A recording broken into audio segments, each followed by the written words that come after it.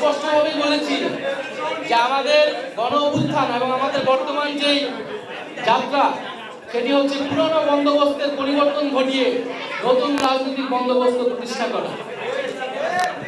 এখন ফ্যাসিবাদীরা পিছু হটলেও পুরনো বন্দোবস্তের অনেক উপাদান আমাদের বিদ্যমান রাজনৈতিক দলগুলোর ভিতরেও রয়েছে, তাদের চিন্তা চেতনার মধ্যেও রয়েছে। আমরা আহ্বান জানাবো যে নতুনত্বকে গ্রহণ করতে, জনগণের এবং গণ অভ্যুত্থানের আকাঙ্ক্ষাকে ধারণ করে আমরা যে নতুন দিনের কামনা করছি, সংস্কারের মাধ্যমে নতুন বাংলাদেশের দিকে যেতে যাচ্ছি, সেই বিষয়ের দিকে যাতে আমরা যাই। এই ঈদে জামা জুতো অ্যাক্সেসরিজের ডিসকাউন্ট। কারণ যারা পরিবর্তন চায়নি তারা কিন্তু বাংলাদেশ থেকে বিতাড়িত হতে হয়েছে। আমরা মনে করি যে পরিবর্তনের সাথে যারা তাল মিলাতে পারবে না তারা আসলে হারিয়ে যাবে কালের গর্ভে।